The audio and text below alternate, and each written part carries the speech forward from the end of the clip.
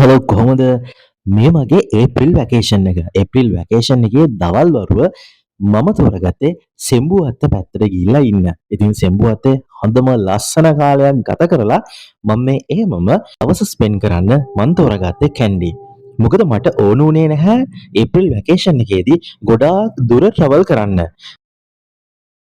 මොකද New year season එකේ ඒ vacation එකේ අපි ගොඩක් දුර ට්‍රැවල් කරනවා කියලා කියන්නේ අපිට ගෙදරක් තියෙන කොන්ටැක්ට් එක ටිකක් අඩු වුණාට පස්සේ අපිට කරන්න තියෙන අනිත් වැඩ කටයුතු ටික පාඩු වෙන්න පුළුවන්. මේ ඇවිල්ලා ඉන්නේ ශිරෝයින් එකට.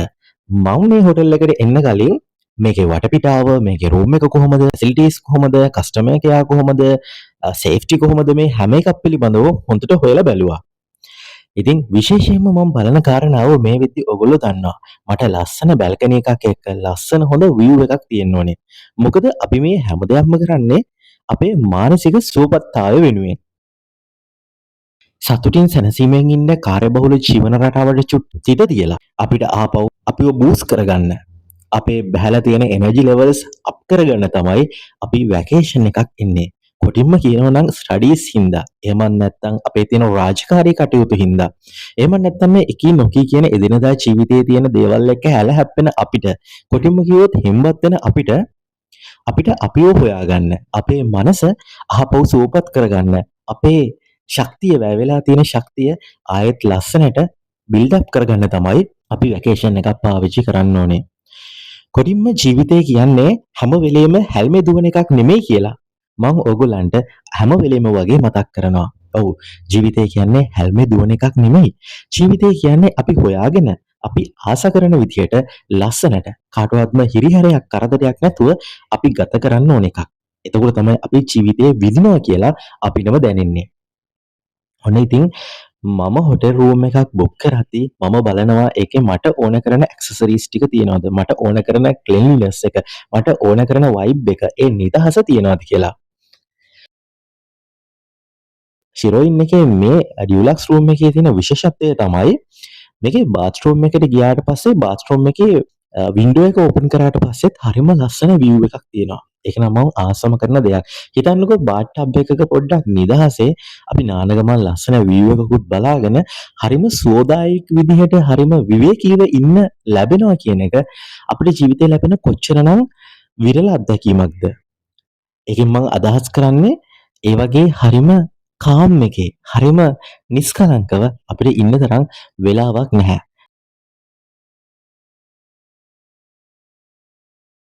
ජීවිතය කියන්නේ අපි තනියෙන් ඇවිල්ලා අම්මගේ බඩින් ඇවිල්ලා ආයෙත් තනියෙන්ම යන ගමනක්. ඉතින් මේ ගමන හරිම తాවකාලිකයි. සමහරක් කට්ටිය උපදිදීම මිය යනවා. තවත් සමහරක් කට්ටිය දීර්ඝ ආයු කාලයක් වළඳලා මිය යනවා. තවත් සමහරු තරුණ වියේදී අකාලයට මරණයටපත් වෙනවා. මේ හැම එකකින්ම අපිට තේරෙන්නේ අපිට ගම්මේ වෙන්නේ මොකක්ද? මේක අපිට හරිම අස්තීර කොයි මොහොතේ මේ ගමන අවසන් කරන්න වෙයිද දන්නේ නැති හරිම తాවකාලික ගමනක අපි ඉන්නේ. ඒ වගේම අපි දන්නවා මනුෂ්‍ය ජීවිතයක් හිමි වෙනවා කියන එක.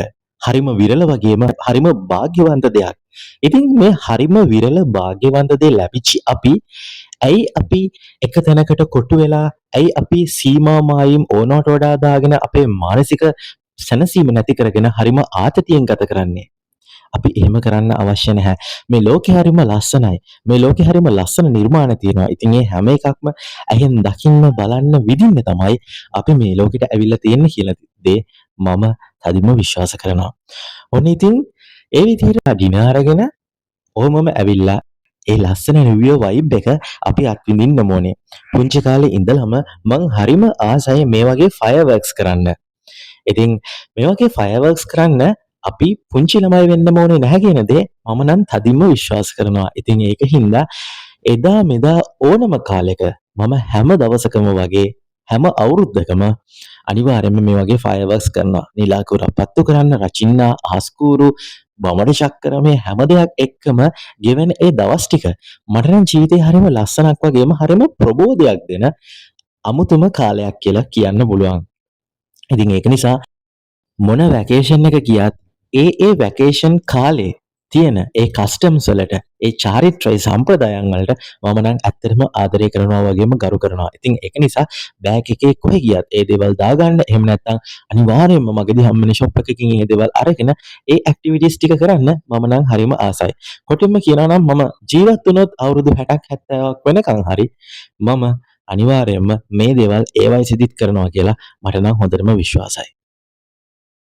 ජීවිතයේ නිදහසේ හුස්මක් අරගෙන ජීවිතය දිහා හොඳින් කල්පනා කරලා ජීවිතේ යම්තාක් දුරකට හරි අවබෝධ කරගෙන ඉන්න ඕනම කෙනෙක්ට ජීවිතේ විඳිනවා කියන දේ ඇත්තටම කරන්නට පුළුවන් දෙයක්. අපි කිසිම දෙයක් තදින් අල්ලගෙන නැතුව, අපි කිසිම දෙයක තදින් බැඳිලා නැතුව අපි ඒ දේවල් එක්ක ලස්සනට ආදරෙන් බැඳිලා හිටියොත් එහෙම අපිට ඒ හැම දෙයකම සුවය, ඒ හැම දෙයකම සැනසීම භුක්ති විඳින්න අපිට අමාරු කාරණයක් වෙන්නේ නැහැ. ආයෙත් මං කියනවා මේ වීඩියෝ එක බලන එක්කෙනෙක් හරි ඉන්නවා නම් ඉතින් ඔයත් මේ වෙති ජීවිතේ ආතතියෙන් නම් ඉන්නේ, හරිම පීඩාවෙන් කරදරෙන් නම් ඉන්නේ. මං ඔයාට ආරාධනා කරනවා. ඔයා කවුද? ඔයා මේ ලෝකෙට ඇවිල්ලා ඉන්නේ ඇයි? ඔයාගේ වටිනාකම් මොනවද? ඔයාගේ ශක්තියින් මොනවද කියලා ඔයාම ඔයාගෙන් අහගන්න. ඔයාම ඔයාගෙන් අහලා දැනගන්න. මේ ලෝකේ ඔයා වගේ වෙන කවුරුත් නැහැ. මේ ලෝකේ ඔයා වගේ හිතන, ඔයා වගේ පෙනුමක් තියෙන, ඔයා වගේ ලස්සන හිතක් තියෙන මිනිස්සෙක් තව නැහැ. ඉතින් ඒක නිසා කිසිම කෙනෙක් හින්දා ඒ ලස්සන ජීවිතේ අඳුරු කරගන්න නැතුව ඔයාගේ හිතේ සැනසීමෙන්, ඔයාගේ කායික, මානසික, සමාජීය සුවතාවය රැකගෙන ජීවත් වෙන්න කියලා මම ඔයාට ආදරෙන් මතක් කරනවා. උදා වෙන හැම දවසක්ම බැහැලා ඉවර වෙලා යනවා වගේම අපේ ජීවිතේත් අන්න ඒ වගේ. ඉතින් ආයෙත් දවසක ඉක්මනින්ම ලස්සන වීඩියෝ එකක් අරගෙන මම ඔයගොල්ලන් හම්බ වෙන්න එන්නම්. ආදරේ ඔයගොල්ලන් හැමෝටම.